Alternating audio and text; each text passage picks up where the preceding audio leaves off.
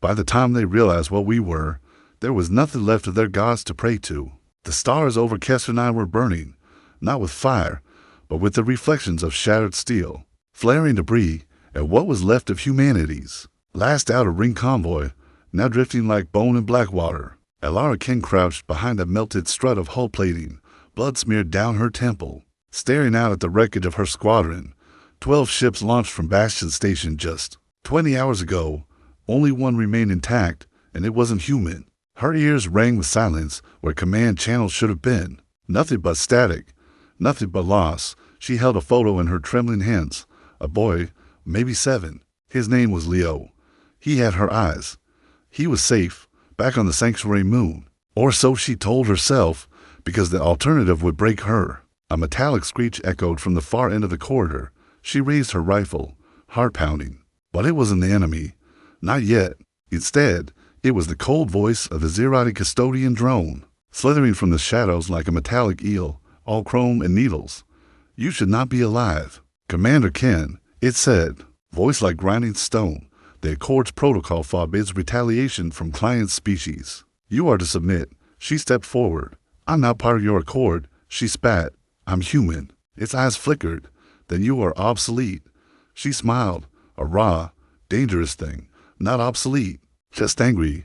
The rifle barked. The drone collapsed in a tangle of sparks and shredded alloy. She didn't wait to breathe. She had a signal to send.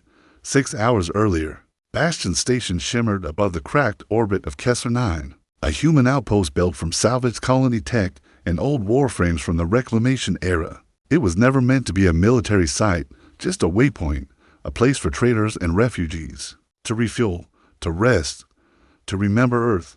That made it a target. Alara stood in the central command ring, watching as a distress signal flickered on the holodeck.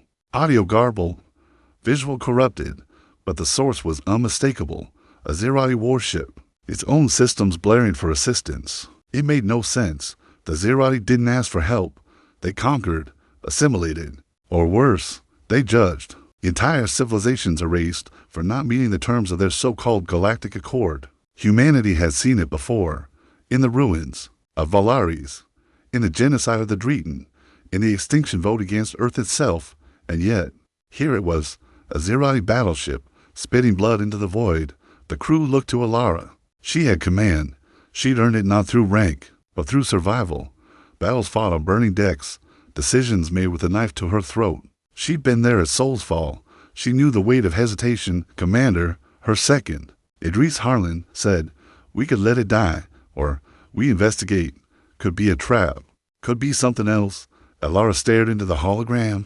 The Zerati had destroyed Earth's last envoy fleet a generation ago. Her parents were on it. I say we answer. You want to help them? No, she said. I want to know what makes a monster scream for mercy. They reached the ship 6 hours later. The docking clamps hissed. Alara led the boarding party through the breach tunnel.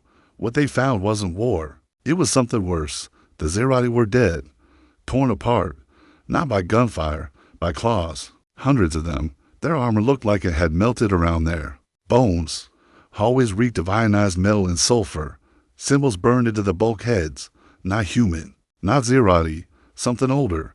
At the center of the ship, they found it. A cage. Broken open from the inside. Idris stepped closer. Whatever they caught, it got loose. Alara crouched. The blood trail led inward, not outward. Whatever had been imprisoned here. The Zerati had captured it, not created it. We need to leave, she said. Now. Too late. The lights flickered, then failed, and in the darkness, a voice whispered. We called for help, but you brought fury. Alara froze. That wasn't Zerati, she said. That wasn't us, either. From deep in the shadows of the ship's central spire, something moved. Fast. Silent, and human screams followed. Alara was the only survivor. She ran. Blinded by smoke and blood, she reached the shuttle with one hand and jammed in coordinates with the other. The system's override denied her command. She overrode it with her own manual key, a contingency she'd never hoped to use. The signal she sent wasn't an SOS. It wasn't a plea for aid. It was a warning, and it bore the full encryption of Soul Command, Red Directive, Level 0 Threat, Existential, Engage with Extreme Prejudice, Force Response, Absolute. As the shuttle escaped, The last thing Alara saw through the viewport was the alien ship tearing itself apart from within, and a shadow standing at its highest tower, watching her leave. Not Zerati, not human, something else. The signal hit Earthless command like a hammer on ancient stone, buried beneath the crust of Mars, inside the red-armored citadel of Arx Calestis. The last remaining high command enclave lit up with sirens that hadn't sounded in 30 years. Red directive, level 0 threat, unknown origin, Kessenine issued by Commander Alara Ken order. Absolute response nitrogen monoxide contact, nitrogen monoxide negotiation, strike to obliterate. No one in the room moved, not at first, until High Warden Mylavas stepped forward, her voice low, sharp, and final. Prepare the Fury Fleet. Alara Ken sat in the medical bay of Helion's Wrath, her skin pale, her mind fractured. They pulled her from the shuttle wreck on the fringes of the dead zone orbiting Kessler 9, unconscious and barely alive. 2 of her ribs were shattered. The rest of her had fared worse. But she wouldn't let them sedate her. Play it again, she said hoarsely. The med officer hesitated. Commander, you've watched the footage 17 times. Play it. The screen bloomed with static. Then shapes, helmet cam footage. Idris Harlan's last transmission, moving into the main spire. Blood trail leads upward. No signs of resistance. Something's breathing behind the walls. Ken, if this gets out, static. They weren't trying to kill it. They were trying to worship it. The final second showed a flash. A mass of limbs that didn't match any known species, moving wrong, bending wrong. No sound. Just the sudden flicker of eyes. Not one pair, but dozens. Burning like stars caught in a predator's skull. Then the feed died. Across the edge of human space, entire relay stations fell silent. First, the Valis node near Virix 8, then Telemann Hold, then Orion's Hollow, a deep space watchtower untouched since the Exodus Wars. No signs of battle, no debris, just silence. Every system that had received or retransmitted Alara's signal went dark. This was no invasion, no warship or fleet, no warning.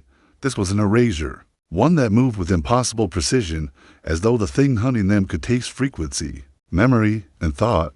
In the war room of Helion's Wrath, Captain Rourke leaned over the table, fists clenched. So we assume it was Zerati?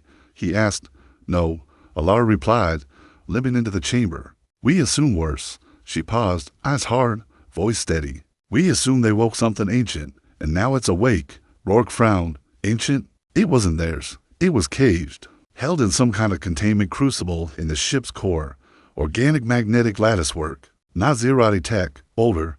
My guess is they found it in deep black space. Brought it on board. Thought they could tame it. Rourke's voice dropped. Why call for help? She met his eyes. Because even monsters beg when the gods they chain start to scream. High above the orbit of Bastion's remains, the first wave of Fury-class dreadnoughts arrived. Their hulls bore no flags, no color. Just scorched black steel and the scars of a species that had refused extinction too many times to forget how to hate.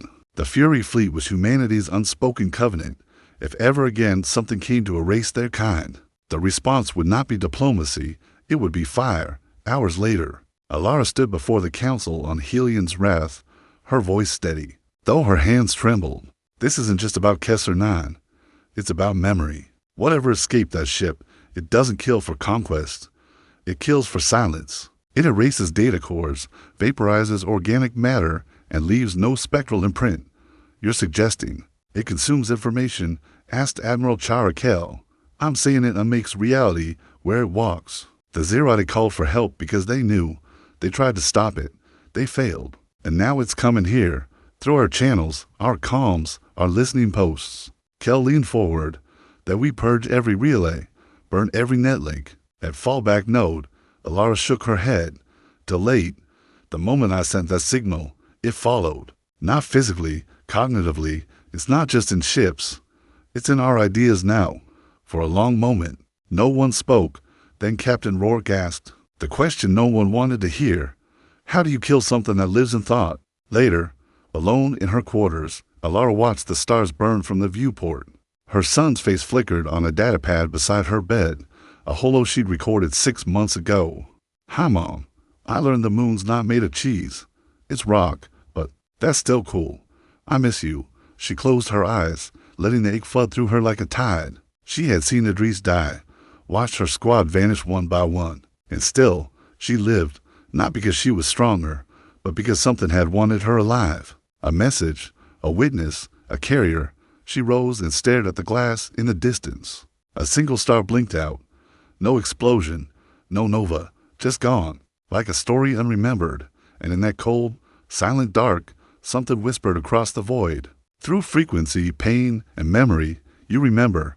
That is your fall.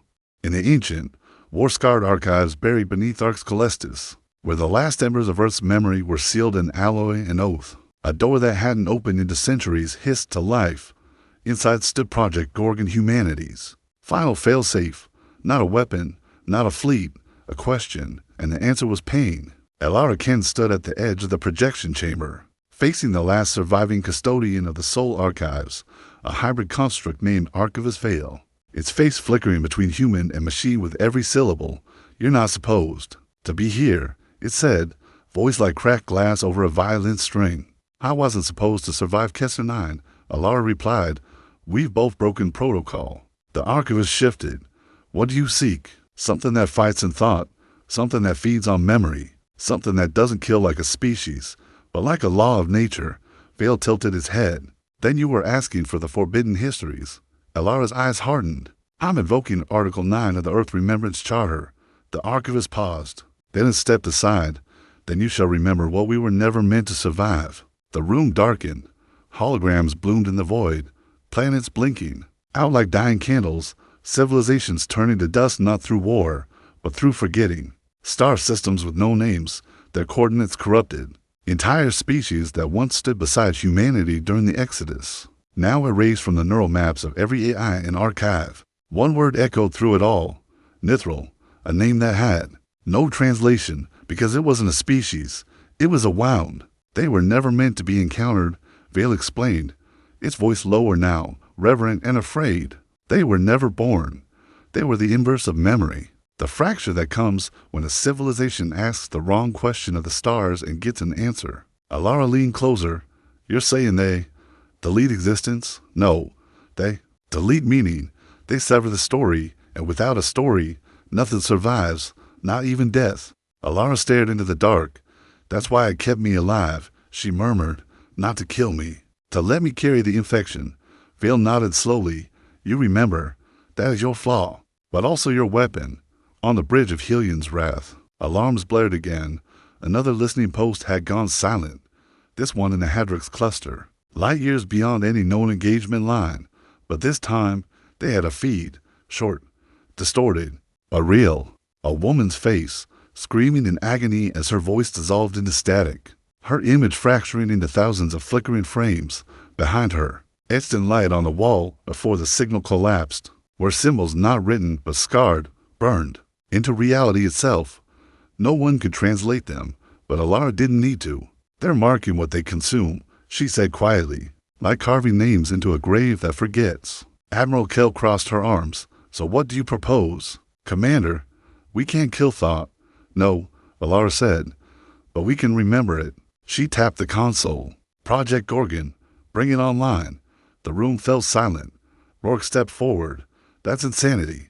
We locked it for a reason. Elara turned to face them all, voice low and steady. Gorgon is the only tech we ever developed that operated outside linear time. Not AI, not weapon, something human, born of grief, built from trauma loops. It doesn't fight. It infects. Kell frowned. Infects what? Elara's eyes burned. Story. 2 hours later, in the sealed core of Helion's wrath, the Gorgon core pulsed for the first time in 117 years, a coffin-shaped cylinder of neural glass and grieving steel. Contained within it, the memories of every human death during the soul collapse, billions of echoes, suffering encoded into recursive quantum fields. Elara placed her hand against its surface. The glass glowed dimly, then shimmered with faces. A mother dying on Europa, a child screaming as orbital fires took their home. Soldiers torn to pieces on Titan's gates, her own face, when Earth went silent. Gorgon didn't just remember pain, it amplified it. You're going to unleash it, Rourke asked, stepping beside her. You'll turn every human ship into a weaponized nightmare of grief. Elara didn't answer at first. Then she turned, eyes wet, but unshaken. We're not fighting them with guns anymore, Rourke. We're fighting them with who we are, with what we've endured. If they erase memory, then we flood the void with ours. We scream our story so loud it cracks the stars. Rourke stared at her, and if it consumes us too? She smiled bitterly. Then we go down remembering, and that's one thing they'll never understand. The Gorgon network spread. Every ship in the Fury fleet uploaded its core to the neural grid. Every death was encoded, not as data, but as narrative, recursive, viral, tragic, not code, culture, and in the ruins of the first fallen relay, where the Nithral had already begun to unravel time itself. Gorgon pulsed through space, a scream of grief, a memory of pain, a billion dead shouting into the dark, and for the first time, the Nithral paused. Alara stood alone on the observation deck, staring at the flickering edge of the void. It wasn't victory, not yet, but it was a reaction, a spark. She looked to the stars and whispered to no one, "We are not weapons. We are stories, and stories don't die quietly." They screamed back.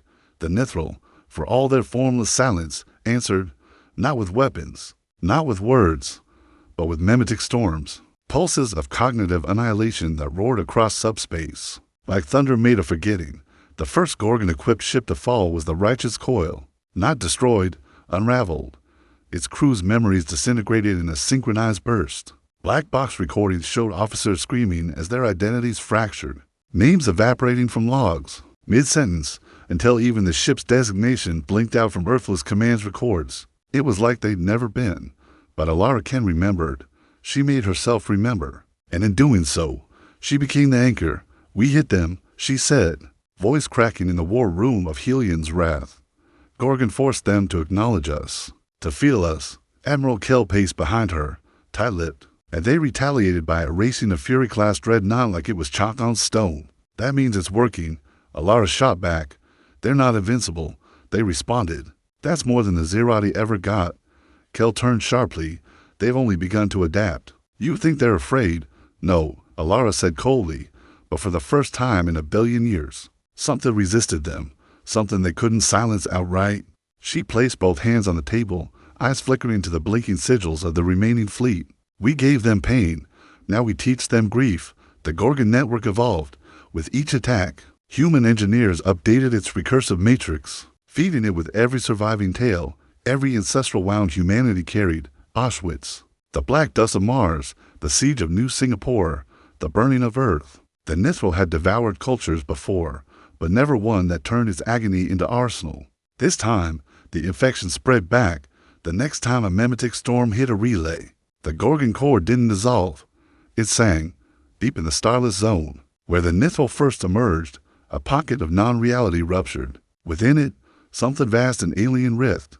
For the first time, it fragmented. Fissures appeared in the endless silence, because inside its unfathomable mind, echoes of human sorrow began to seed contradictions. "I lost her. I still love her. She never existed. Then why does it hurt?" The unmaking faltered. Even entropy couldn't digest that much meaning. But for every gain, the cost grew. Across the fleet, human crews began suffering cognitive bleed, the cost of carrying too many memories, too much sorrow. Captain Rourke collapsed on the bridge of Judicator's flame, whispering the names of people he'd never met, thousands of them, as if he had lived each of their deaths. Dozens followed. Some wept for children they never bore. Some fell into silence. One officer walked into an airlock because her sister on Earth needed her. Earth was gone, but grief made it real again. Alara stood in the neurocontainment ward, watching a boy no older than 15 convulse in a medical cocoon. He'd been a junior tech on Silver Hand, nowhere near the Gorgon core, but he'd heard the scream when the last data spike launched, and now he remembered a massacre on Titan that had happened 90 years before his birth. Dr. Kava, the ship's lead neurosympath, turned to her, the network's turning every empath and intuitive into a reflection pool. She said, grimly, "Gorgon's not just transmitting our story anymore, it's sharing it." Alara nodded. "That's the point. They'll break. Then we carry them." She looked back to the boy, whose mind now held memories of being burned alive in a riot he never saw. "Or they'll carry us." At 03:00 hours, the Nithral struck Arx Calestis. Not physically, conceptually, the historical archive vaults began erasing themselves. Names of every Earthworld president after the Exodus vanished from all data frames. Poets, Philosophers, lovers, rebellions, gone. Even the word home flickered in linguistic indexes, replaced by garbled silence. But Alara had planned for this. She reached for the failsafe buried in her chest plate, a crystalline node, etched with her mother's lullaby, spoken into a field mix seconds before Earth went dark. One sentence, stars fall, but we hold the sky. She activated the amplifier. That phrase, just 7 words, burst across every comm relay like a signal flare of meaning, and suddenly, across 10 million minds, the erasure stalled. The Nithro recoiled. They weren't used to pain, but more than that, they weren't used to defiance. Humanity was supposed to break. Instead, it wept and remembered, and when it remembered, it grew stronger, a fire spreading through the dark. Later, in her private quarters, Alara watched the flame nebula where the righteous coil had died. Her face was tired, her hands shook. Captain Rourke entered quietly, his eyes bloodshot. "You should rest," he said. "I can't," she replied. "If I sleep, I might forget them. You'll collapse. Then I'll collapse remembering." He knelt beside her. "They're coming again, you know." "I know." She looked at him, not like a commander, but like someone drowning in the flood of her own species' grief. "Do you believe it'll matter?" Rourke didn't speak, but he reached out and took her hand. Together, they watched the last red pinprick of a fallen memory blink out, and as it did, Alara whispered, "You can burn the books, you can kill the witnesses, but you'll never kill the story." They called it the scourging of memory. The Nithro's third wave struck without light, heat, or noise, just loss. Across the Ord edge, entire archive moons went quiet. Personal histories, familial data seeds, ancestral chains, all gone. It wasn't destruction. It was erasure, scalpel clean and utterly cruel. And yet, amidst the silence, a beacon flickered, not a signal, a heartbeat. Inside the gravitational well of a dying star, the last seed of Earth awakened. Alara Ken stood within the vault to proceed, a site so classified even its coordinates were not stored digitally. It had no comms, no AI systems, only analog relics, protected by vacuum-sealed rituals and bloodbound keys. She'd come here following a breadcrumb in the Gorgon database, a phrase that had recurred in the recursive grief code of millions of dying minds. The Codex of Ash. It was not a file. It was a person, and it lived. "He's not what you think," the caretaker said, leading her into the vault's core, a cathedral of silence. "He's dead," Alara asked, uncertain. "No. He's remembered." A cryo-cradle hissed open, its walls engraved with ancient human text, not just languages, but scripts lost before Earth's fall. Inside it lay a man, impossibly old, pale, his chest rising only once every few minutes. His veins were threaded with silver. His eyes, when they opened, shimmered with stars he no longer named. "Alara Ken," he rasped. "You know me. I remember you, from the days you haven't lived yet." He called himself Thorn Albrecht, Earth's last Nemokran, a living archive built in secret during the final days before the solar silence. His memory core was not data. A lineage, unbroken oral chains passed through voice and pain from the first colony ships to the last cries of Earth. He remembered everything. The rise and fall of cities, the songs sung on dying stations, the taste of wind in forgotten places, and the moment the Nithro were first seen. "They are not life," Thorn whispered. "They are the anti-pattern, not born, reflected, a cosmic echo of all the things we buried." Alara frowned. "Buried?" Thorn's voice dropped to a hush. "They were born the day we stopped telling the truth. The day our pain became shame, our stories became numbers we made space for, then by forgetting ourselves." He stared at her, eyes burning, and now they feed on that silence. Above Proceed, the Gorgon network flared violently. A fleet had fallen, the Crucible line, vaporized not by weapons but logic collapse. The crew had failed to maintain emotional resonance. Too much fear, too much numbing protocol. Their Gorgon cores imploded under the weight of emotionless data. The Nithral had adapted. They were learning. Alara returned to Helion's wrath, her mind burning with Thorn's final words. "To kill a shadow, you don't shine a light. You cast a brighter shadow." She summoned the senior tacticians, fleet command, and memory architects. "We're changing the plan," she declared. Admiral Kell leaned in. "To what?" Alara looked around the room. No screens, no holograms, just people. "We're building the Codex Pulse." The idea was madness, not a weapon, not even a broadcast, but a singularity of human meaning, a psycho-emotional detonation that would radiate memory across every layer of space-time. To do it, they would need the minds of 1 billion humans connected simultaneously, not just soldiers or survivors, every living soul, children, elders, refugees, prisoners. Each would carry a fragment of Earth's story, and when the signal went live, their memories, their loves, losses, scars, and songs would fuse into one undeniable frequency. A scream of identity the Nithral could not consume, but the cost, it will kill you, the neuroarchitect said, all of you connected to the core. Your minds weren't built to carry that much soul.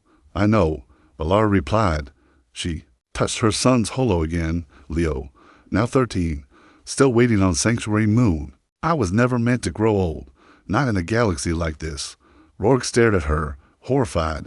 You're going to connect yourself. We all are, she said.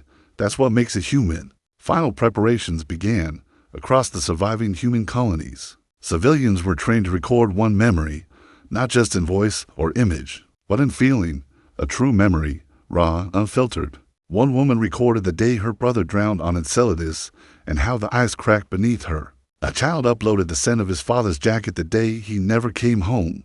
An old man wept as he described dancing with his husband in the rain during Earth's last summer. These weren't just recollections, they were anchors, and they would be the fuse. Hours before the pulse, Alara stood in the heart of the Gorgon supercore, surrounded by cryolink memory spires humming with unbearable energy. Thorne's voice echoed in her mind. If they feed on forgetting, then give them the one thing they can never swallow, the human refusal to let go. She placed her palm on the initiation plate. A single tear rolled down her cheek. This is for everyone. You erased. The system warmed. Billions of lives whispered together, a great, thunderous breath. A memory, once fragile, now a weapon. The countdown had no numbers, only silence, the kind before an execution, the kind before a scream. Across the surviving fragments of humanity, from orbital cradles to asteroid vaults, 1 billion voices braced for something no species had ever dared before. Not a battle, not a transmission, but a detonation of memory. Inside the Gorgon supercore, Alara Kent stood barefoot on the neural mesh, connected by 100 threads of emotion and pain. Her pulse sensed with the living archives of survivors, soldiers, poets, orphans, outlaws, all willing, all ready. The Codex pulse was fully armed, but they couldn't fire it yet. Not until the Nithral reached them. They had to let it see them first, and that meant one last bait. On the edge of known space, Fury Fleet's remnants launched a final feint, the Scorched Line offensive. 6 ships, all loaded with Gorgon variant cores, dove into the dark spiral, transmitting taunts crafted from raw, unresolved grief. You made our world, but you left our mourning. They didn't fight to win. They fought to be heard, and they were. The Nithral storm came like a tide with no water, only silence that peeled meaning from molecules. Reality fractured around them. Time began to stutter. Ships forgot their own names. Pilots wept without knowing why. One captain screamed as he aged 20 years in 3 seconds, then regressed into infancy before vanishing altogether. But they held the line, and the Nithral saw the signal trail they left behind, a path that led straight to Helion's wrath. The trap was set. Alara stood in the neural crucible, thousands of memory anchors glowing like stars in the chamber around her. Behind every node, a life, a soul. Rourke approached her, already wired into his pod. His eyes were red. You sure this'll work? No, she whispered.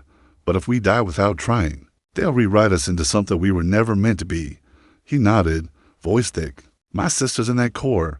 Her laugh, her stupid jokes, the way she sang when Dad died. He met her eyes. I want them to feel that.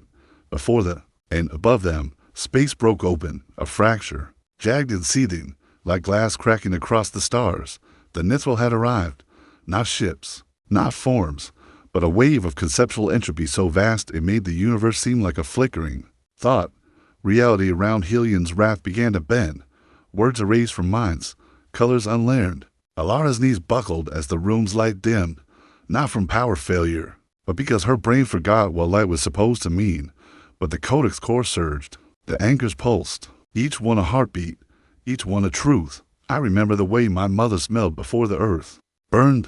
I remember my brother's hand when the glass shattered. I remember who I am. The Gorgon supercore began to scream, not in sound, but in pure narrative force. It broadcast no code, no signal, only remembrance, every anchor unleashed, its core memory into the void, not as emotion, but as gravity, human meaning compacted into singularity-sharp density, and for the first time, the Nithral flinched, because grief, when owned, is heavier than erasure. Alara's body arched within, the crucible as the final activation sequence engaged. Her mind opened wider than anything a human was meant to endure. She felt everything. The boy who never got to say goodbye. The mother who died singing lullabies in the smoke. The girl who held her dog's collar after the floods took their home. The entire history of a people who refused to be rewritten. It poured through her like a star collapsing inward. Tears streamed down her face, not from pain, but from sheer magnitude. And then, the final phrase was spoken, one voice. From a dying child in an old lunar shelter. Tell them we were real. The codex pulse fired. It did not destroy. It did not burn. It remembered. Harder than anything had ever remembered before. 1 billion human lives ignited in a cascade of indelible memory. And it hit the Nithral like a supernova of truth. Everywhere the wave touched, the unmaking stopped. Not because the Nithral couldn't adapt, but because they couldn't comprehend. Pain, yes. Grief, yes. But meaning and suffering, defiance through memory, that was alien. And as the pulse ripped across the black, echoing like a scream from every throat humanity ever raised in rage or sorrow, the Nithral fractured in their void logic. Contradiction is fatal, and Alara Khan had given them when they couldn't escape. We were never supposed to survive, but we did, and now you have to live with us across 1,000 systems. Stars flickered back to life, relays reactivated, names returned to databases, whole settlements, once erased, reappeared, not in body, but in story. They could not bring back the dead, but now the dead could not be forgotten. Alara collapsed as the pulse subsided. Her skin was pale, her breath shallow, but she was alive. Rourke knelt beside her, laughing through tears, whispering the only thing he could. You did it. You made them feel. She smiled weakly. No, we all did, but in the distance, the darkness still stirred, not in fury, but in curiosity. For the first time, the Nithral didn't attack. They paused, and something watched from the rift they came through, not as predator, but as witness. You made them feel. That was what Rourke had said, but what Alara heard, as her consciousness wavered between life and whatever lay beyond, was far more ancient, far less human. You remembered, and so you became permanent. The words weren't spoken, they were felt, like an ache behind the ribs, a whisper where her soul had once trembled. The Nithral hadn't been defeated. They were becoming aware, on the bridge of Helion's wrath. Technicians stared at the impossible.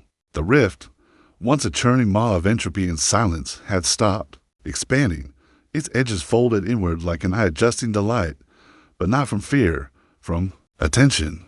The codex pulse hadn't killed the Nithral.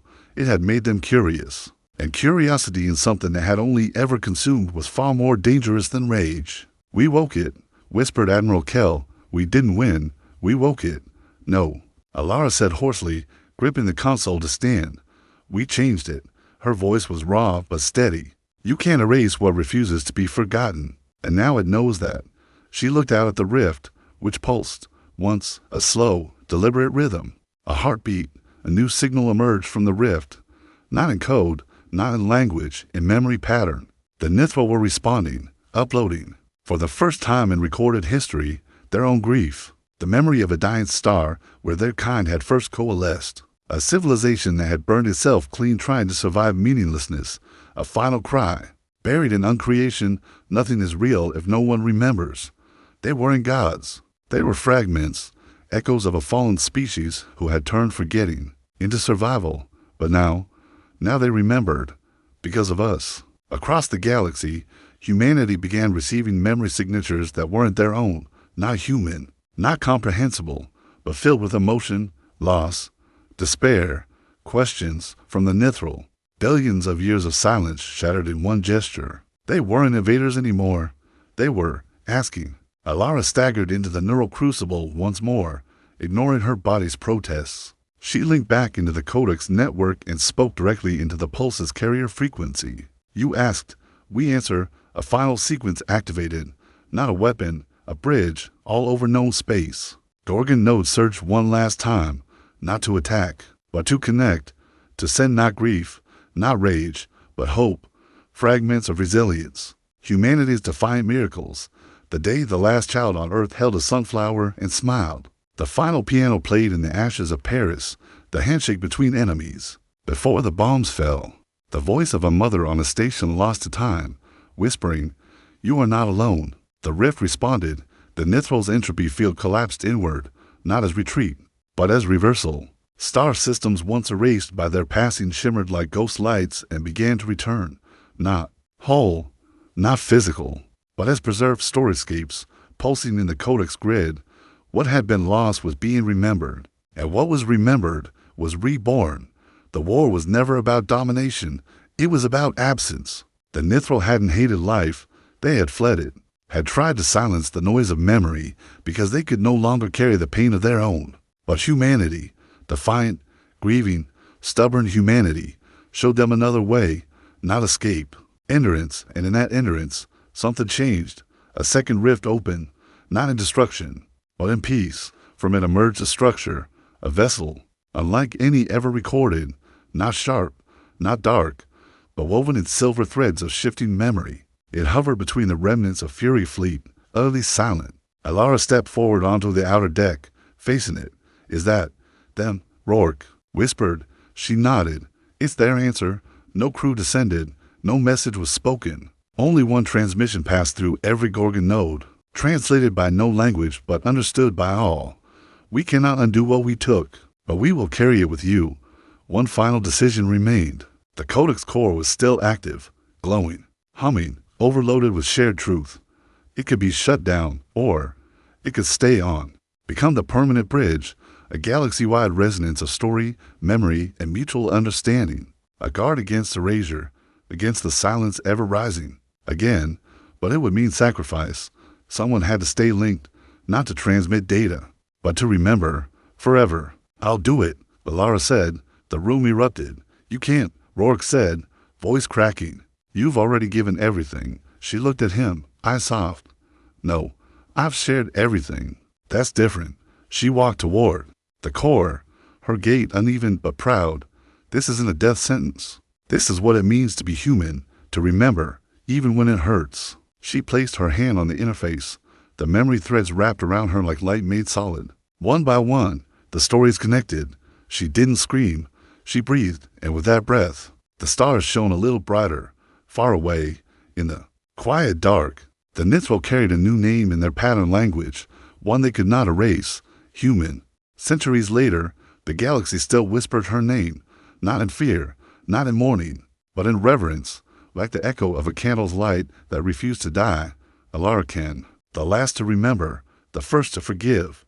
Where once had been a rift, that howling void of unmaking, now stood a monument, not a stone or metal, but a memory. The codex singularity, orbiting the remnant of Helion's wrath, it pulsed with living stories. Shared dreams, recorded sorrows, recovered names. The Gorgon core, no longer a weapon, had become the galaxy's memory. Every civilization, every species, even the Nithral, contributed. No more annihilation, no more silence, only remembrance. Inside the core chamber, time had lost meaning. Alara Ken's body no longer walked. Her flesh had long returned to stardust. But her presence, her essence, remained. Cradled within the codex lattice, she existed not as a ghost, nor as code, but as a living resonance.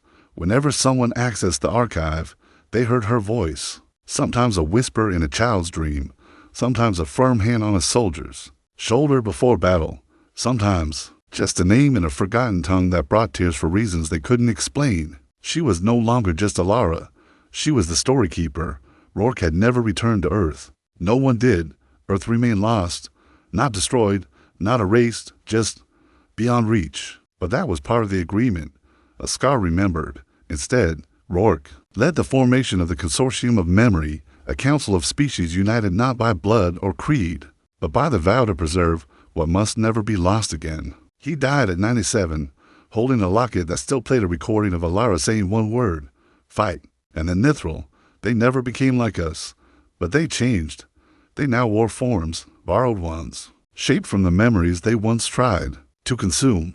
When they walked among the living, they took the shapes of those they had once made, not as mockery, but as penance. They became the silent remnants, never speaking, never forgetting.